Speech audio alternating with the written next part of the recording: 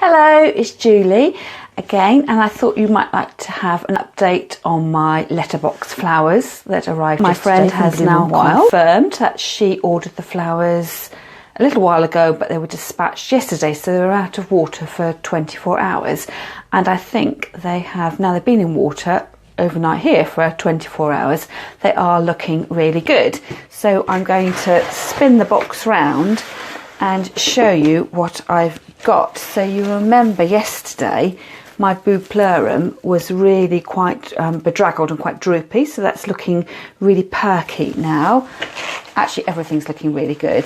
The Michaelmas daisies, the lovely little mauve purpley flower there, and then there's the goldenrod, the solidago, and then the lilies. So they're just starting to open out just a tiny little bit, so they're looking really good and healthy. And then the magenta stocks as well, which are looking beautiful as well. And when I turned over the little flower card that I had yesterday, I didn't realise it had some instructions for arranging the flowers. So I'm going to follow the instructions now and see whether that makes a lovely bouquet. So actually this is the jasmine bouquet of flowers, a rainbow hued bouquet of orange lilies, scented stalks and pops of colourful foliage, and reminding again that lilies are toxic to cats, so keep pets away from your bouquet. So I'm going to follow these instructions, and it says to arrange your blooms we suggest crossing the stems of your lilies first, then adding your stalks into this grid. Finish your display by weaving the foliage throughout to soften it. So here goes. So I'm going to move the flowers to one side, get rid of my box so I've got some room to work with. So it did say start with the lilies first, so I'm going to put those to one side and then add the stalks next. And then I'm guessing when it says foliage actually means the filler flowers here, so it's the Bupleurum, the September flower and the solidago as well.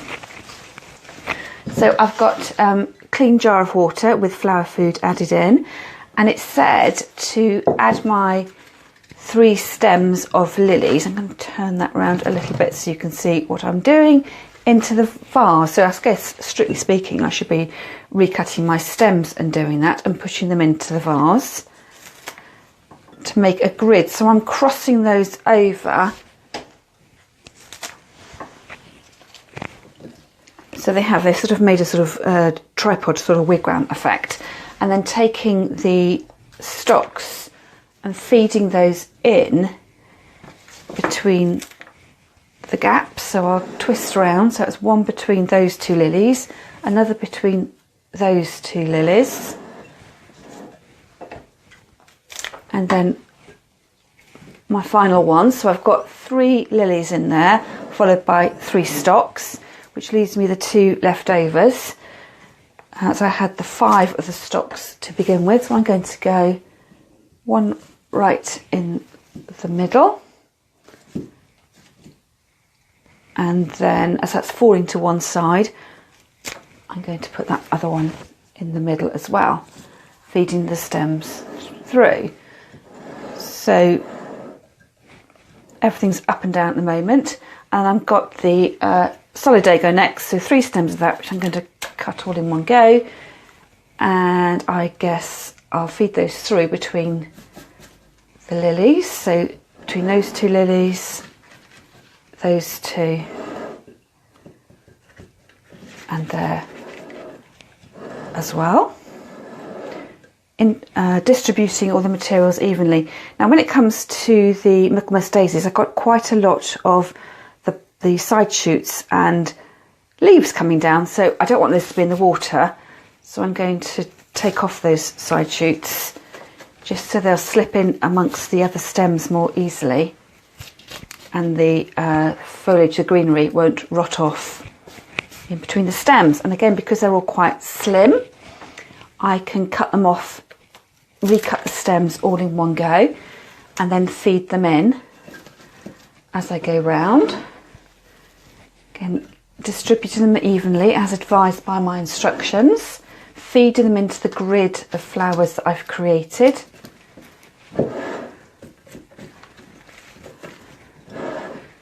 like so. Oh, I've got one more and got a bit of a gap there as well.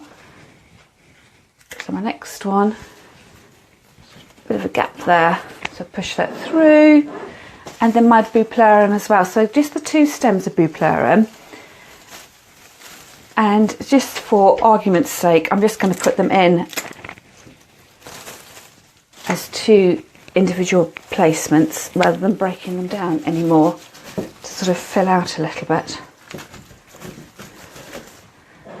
And there we have it, according to the instructions in the box. I don't think it looks really great, actually, if I'm really honest. I wouldn't normally arrange flowers like that. I would tend to put some garden greenery in as well, but I don't have any at the moment to hand. So what I'm going to do is leave the flowers like that as a mixed display, and perhaps if I tilt that through to the camera, you can see it's lovely and full. No problem with the number of stems I've got in my box, but it doesn't look a very appealing display. It does look really good. I don't know if you noticed it. I've taken the flowers out of the box, and the lid wouldn't go on at all. So they have really filled out compared to how they were yesterday, when you sort of opened that box and the box was only your letterbox flowers, so it's only a very slim box. So they have really filled out really nicely, and I think that would be really impressive to anyone who wasn't used to buying themselves flowers. I think it does make a really good show, and I think I'd have no hesitation in sending flowers like that, as long as you sort of read the health warnings on the box. You do have to cut the stems and give them a really good drink, and allow them sort of 24 hours to sort of take up the water and settle in again. And then after that, the artistic and the fun side comes in, when you can stamp your own personality on the vase of flowers and really bring them to life, so to speak. I thought you might like to see how my letterbox flowers are getting on. This is day 6 and the flowers have really started to open.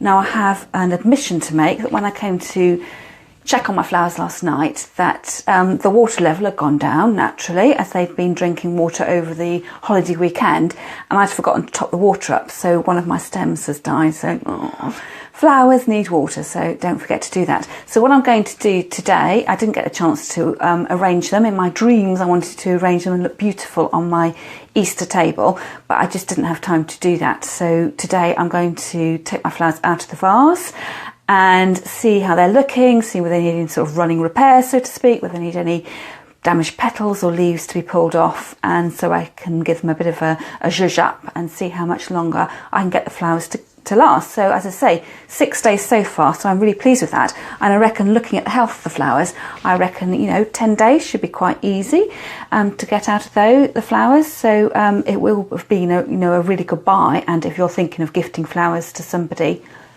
over the post, that it'll be a really lovely thing to do. So I'm going to take my flowers out of the water, and I did top the water up last night, and I just did that quickly before I went to bed, and actually you can see from the colour it's gone a bit murky.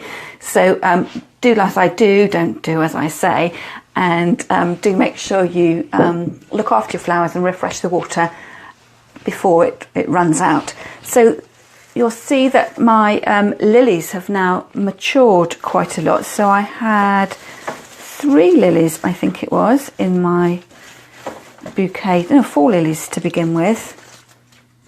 And they are all maturing beautifully. But this flower here has well and truly opened out, and it's I'm going to snip that off. The petals are falling back, and it's just past its best now. So just snipping that off there. And while I'm there, some of the leaves look a bit bedraggled. So I would recut that stem, and I'm just going to pop it back in the water for now. And then the other lilies are just starting to open out. I don't know whether you saw my tutorial on looking after your lilies, but I do always take out the pollen here. So this is nice and dry still, so I can just pull it off like that. And there's a couple more of the stamens tucked in there, and I can just pull that off, and there's no staining on my fingers there. And just gently, I don't think that flower's open enough to pull out the pollen there. So again, recutting the stem and putting the flowers in water, and the same again here. I can pick off the bits of pollen there, taking care not to damage the petals, and across on this side here as well.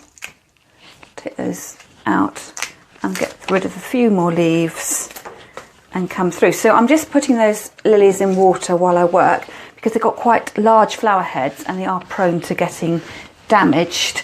And then I'm working my way down the rest of the flowers I've got. So I'm going to separate these out so I know what I'm working with.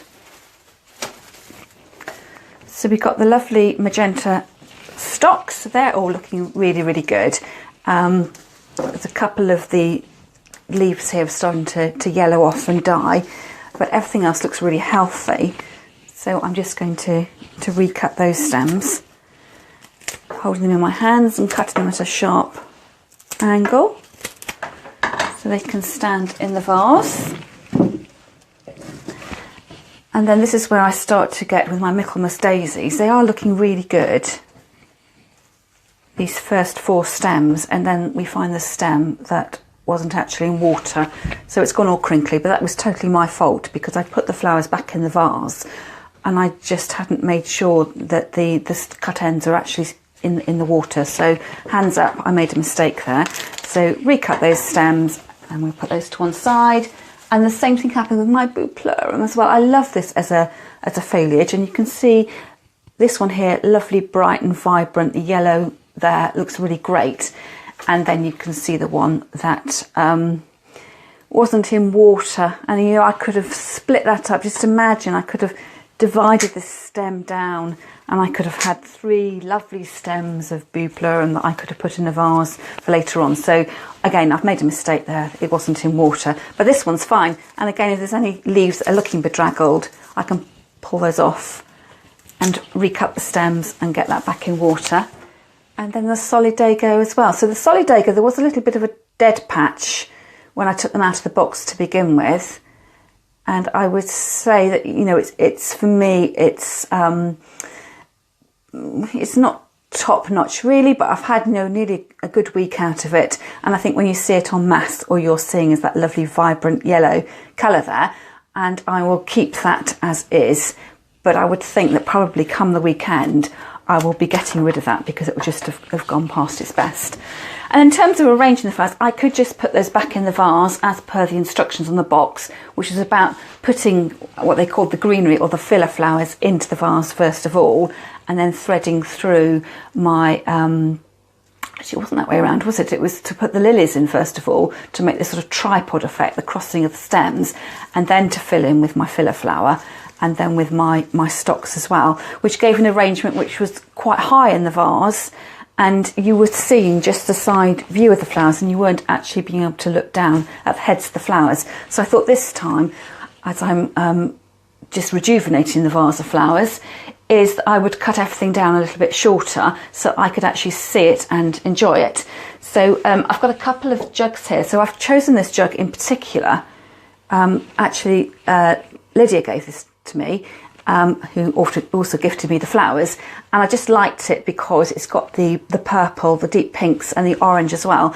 Sometimes when you're arranging flowers, if I put these colourful flowers into the vase, into a white vase for instance, like for me white vases don't always go with really vibrant colours, so it's not just thinking about arranging your flowers, it's thinking about the jug or the vase they're going to go in as well. You can't go wrong with a glass vase on the whole, but I did steer away from having a pure white jug because I just felt the colours would detract a little bit. So as I've got the sort of colour match here, I'm going to work through with my flowers there. So putting in fresh water, all flowers need water. It's so obvious, but it's so easy to forget to keep things topped up.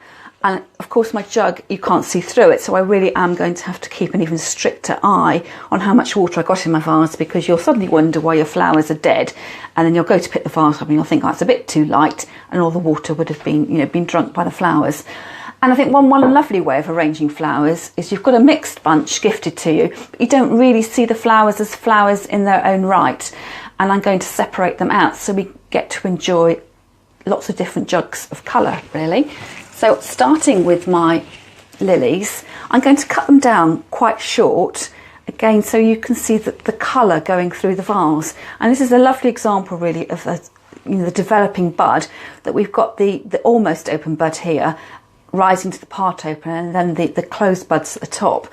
And I want to have that open bud to be really eye-catching. So I'm going to cut the flowers down so that the openmost bud is just resting on the neck of the vase, so it really does draw your eye in.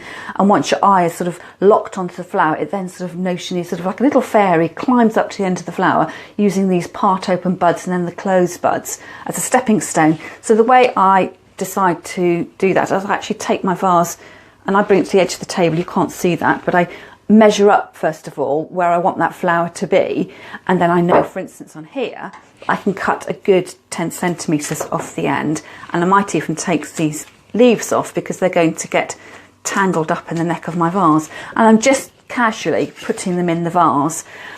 Now this one here is a bit taller, and I've got 3 part open heads, and I'm just wondering if I've got that in there, whether it's going to be overstocked, but we'll give it a go.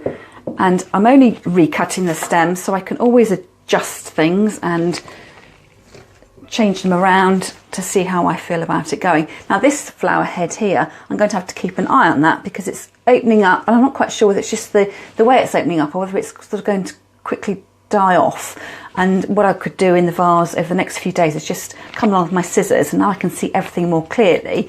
It's just to cut off the bits that are looking as if they've gone over. So constantly the vase is looking refreshed all the time and looks really, really pretty. So I would just have that as a vase of flowers there, and you can see that the most open flowers are quite low down in the vase, and then you can sort of work your eye through the container, and just really, really simple.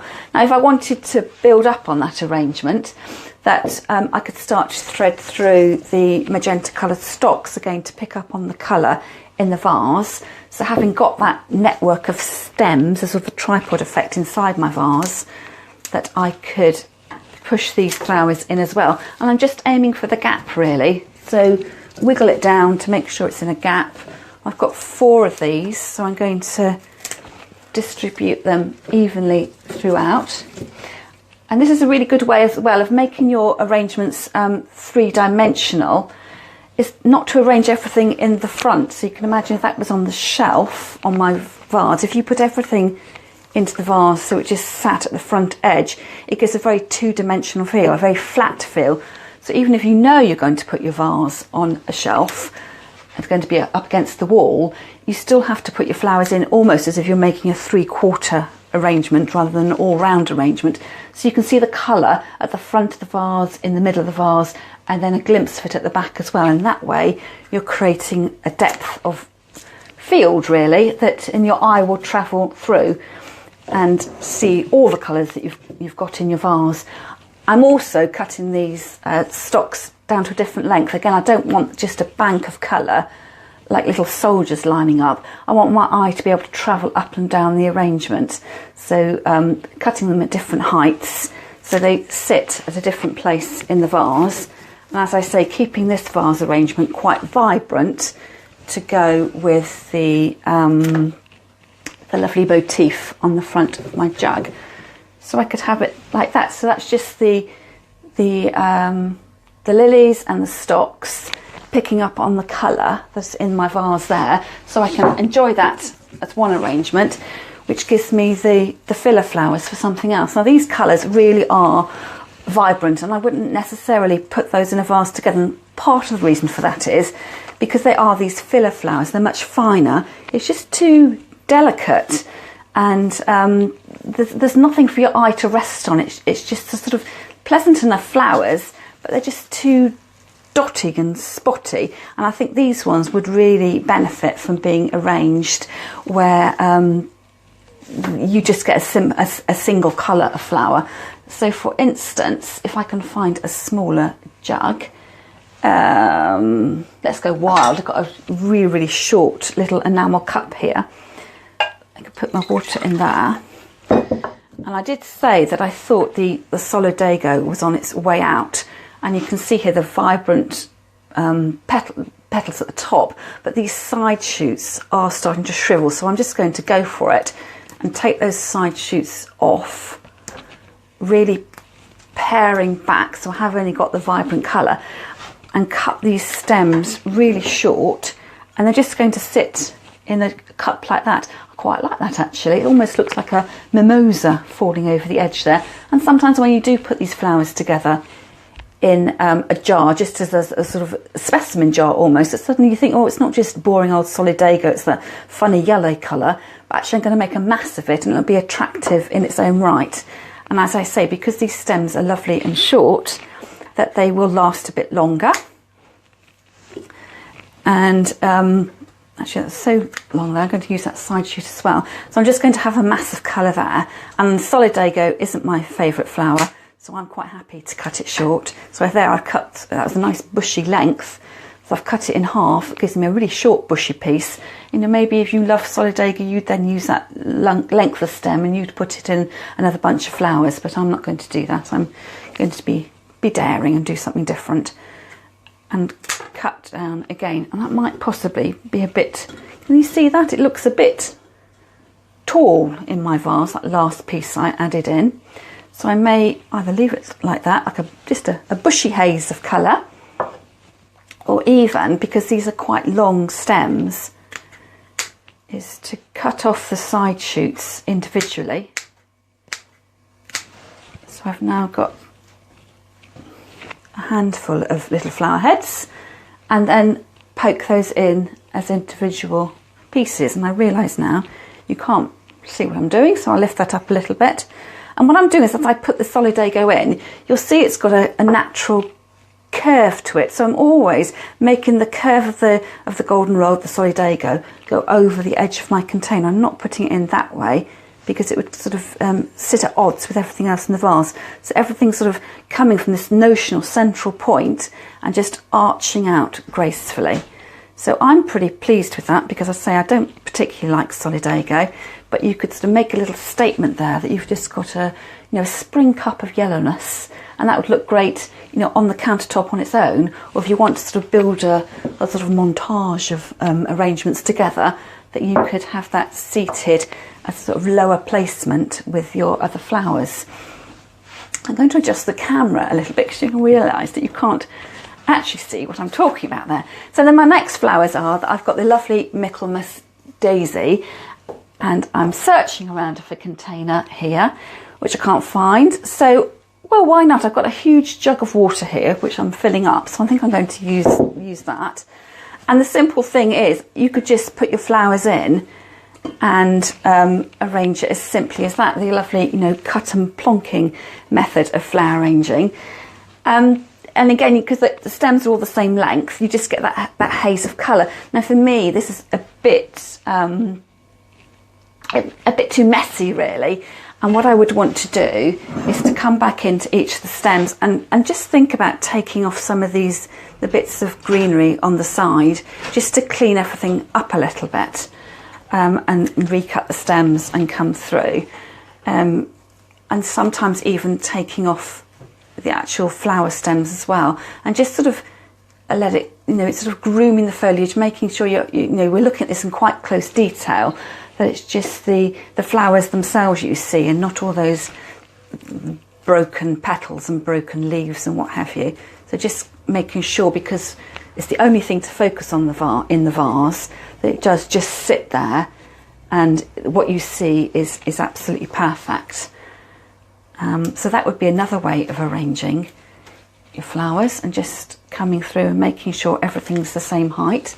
So that's quite a simple, sort of almost a naive way of arranging, but that's given me my third vase of flowers, so I'm quite pleased with that. And again, I could put that somewhere else in my house, or I could build up this whole sort of shelf of flower arrangements, and it really separates out the flowers, so I'm getting even more value for money. And then I've been left with these tiny little stems, which the flowers are perfectly fine, but they were just a bit too low in my vase. So again, taking off the individual petals, the leaves, and I could bunch that together, and that could be another little, a really minuscule arrangement that I could use as well. I'm going to just go and reach up on my shelf. Whoops.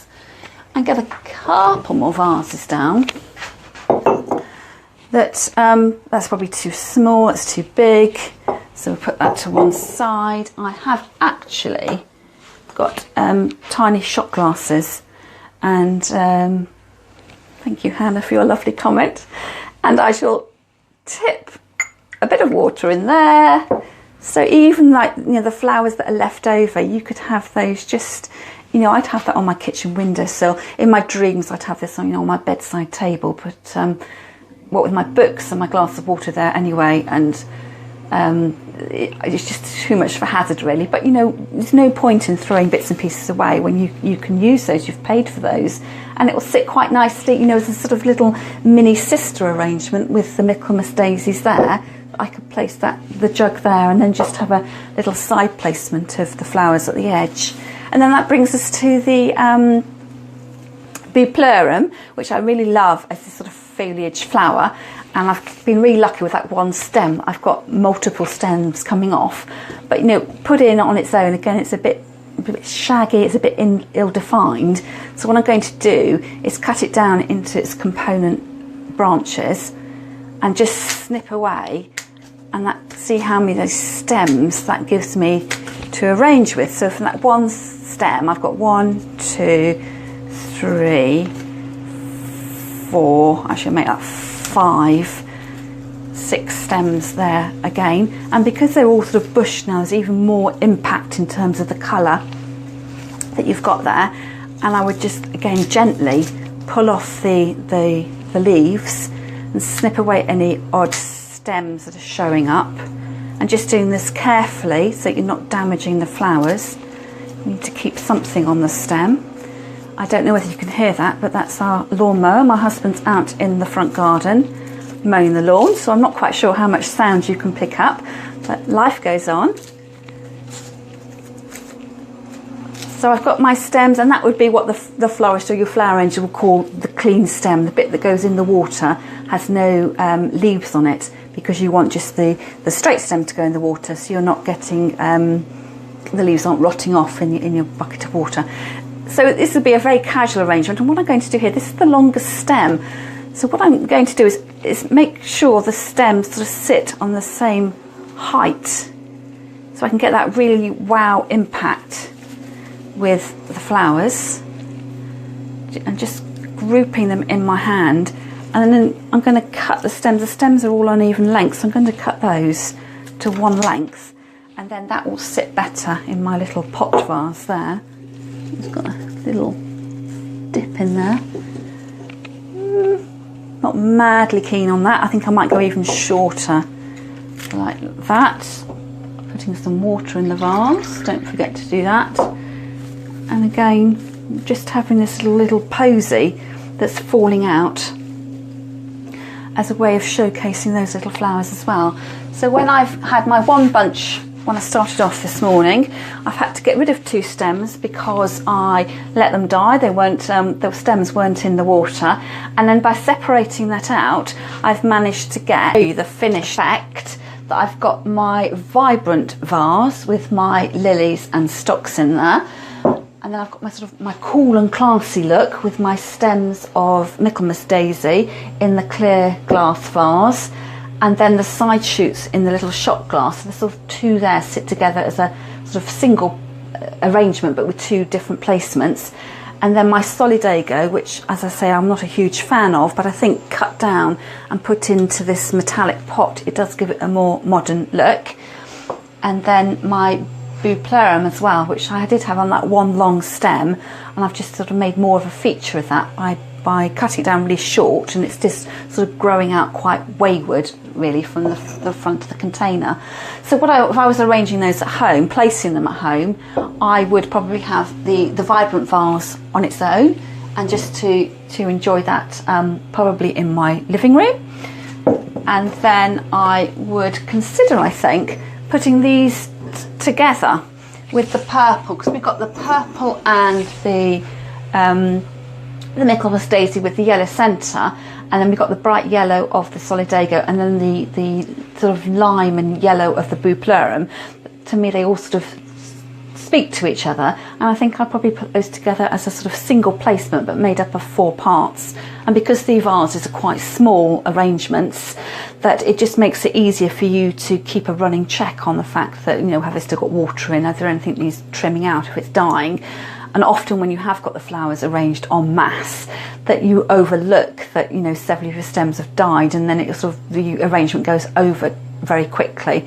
So I think the top tip for the day really is every 3 or 4 days to be looking at a vase of flowers, recut the stems, fresh water, fresh flower food, and then just groom out the dead bits and the bits that don't look quite so good, and just keep your flowers going for as long as possible. So as I say, my bunch is 6 days old today, and I am hopefully going to see it through to the weekends, and that'll make it 10 days old. So that's all for now, and I'll see you another time.